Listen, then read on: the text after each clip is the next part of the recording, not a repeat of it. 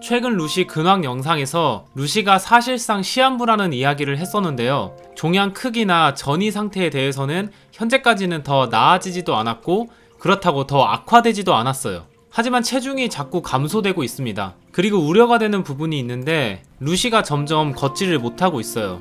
처음에는 종양으로 인한 통증 때문에 걷는 게 힘들다고 생각을 했었는데요. 계속 지켜보다 보니까 고슴도치만 걸린다는 병, 즉 WHS병을 의심하고 있습니다. WHS는 앞다리부터 점점 마비가 시작되고 장기까지 마비가 되면서 호흡을 못하게 되는 병이에요. 고슴도치 치사율 100%로 아주 무시무시한 병입니다. 지금 루시는 아직 WHS 확정은 아니고 의심을 하고 있는 단계입니다. 그렇다 보니까 루시가 혼자서는 잘 걷지 못하기 때문에 배변을 하면 배변한 자리 위에 그대로 누워버리거나 스스로 밥을 먹으러 가는 행동조차 매우 힘든 상태입니다. 상황이 이렇다 보니까 간혹 이런 말을 하시는 분들이 계셨어요. 고통스럽게 계속 살게 하는 것보다 그냥 빨리 보내는 게 더 좋은 게 아닐까요? 라고 말을 하시는 분들이 종종 계셨는데요. 그렇게 말하는 걸 이해 못하는 건 아니에요. 저도 순간순간 그런 생각을 하곤 했었으니까요. 어떻게 하는 게 루시가 더 행복한 삶일까요?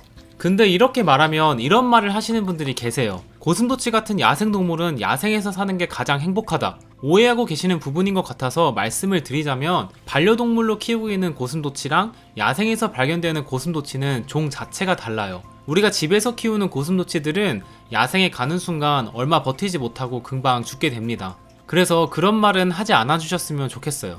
아무튼 루시가 저에게 직접적으로 어떤 삶이 행복하다라는 말을 해줄 수도 없는 거라서 선뜻 제가 어떤 결정을 내리기 매우 어려웠습니다. 솔직히 아픈 반려동물, 특히 고칠 수 없는 병을 케어하고 계신 분들은 아시겠지만 내가 돈과 시간을 아무리 투자해도 아이가 점점 약해지는 모습을 보면 결국 허탈한 감정이 많이 드는 것 같더라고요. 그래서 아까 말했던 것처럼 이렇게 고통스럽게 살게 해주는 것보다 차라리 빨리 보내는 게 좋을 수도 있지 않을까? 라는 생각이 드는 건 사실이에요. 하지만 루시를 케어하다 보니까 점점 그런 생각이 사라지게 되었어요. 동물이 우리에게 직접적으로 말을 할 수는 없지만 이 아이들이 살고 싶은지 아닌지 정도는 우리가 느낄 수 있더라고요. 아무리 작은 동물이라도 느껴지더라고요. 그런 부분들을 어디에서 느꼈냐면 약을 줄 때 그래도 잘 받아 먹고 몸이 힘들고 잘 걷지도 못하는 상황이지만 어떻게 해서든 밥을 먹으려고 해요. 그건 살고자 하는 동물의 본능인 것 같아요. 만약 자신의 삶을 포기했다면 밥을 줘도 먹지 않을 것 같더라고요.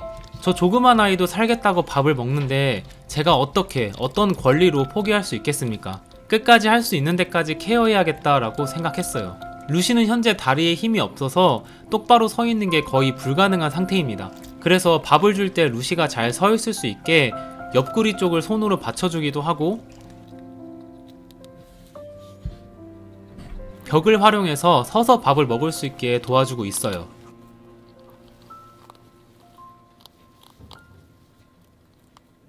그리고 아까 말했던 것처럼 배변한 자리에 그대로 누워버리거나 누워있는 상태로 배변을 하기 때문에 항상 배 쪽이 더러운 상태로 있어요. 그래서 자리를 주기적으로 옮겨줘야 하고 배를 물티슈나 물로 항상 닦아줘야 합니다. 아무튼 루시가 언제까지 버텨줄 수 있을지는 모르겠지만 최대한 할 수 있는 데까지 케어해보려고 합니다. 그리고 최근에 날씨도 많이 좋아졌으니까 조만간 바깥 공기도 맞게 해주려고요. 그럼 오늘 영상은 여기까지 하겠습니다. 빠이.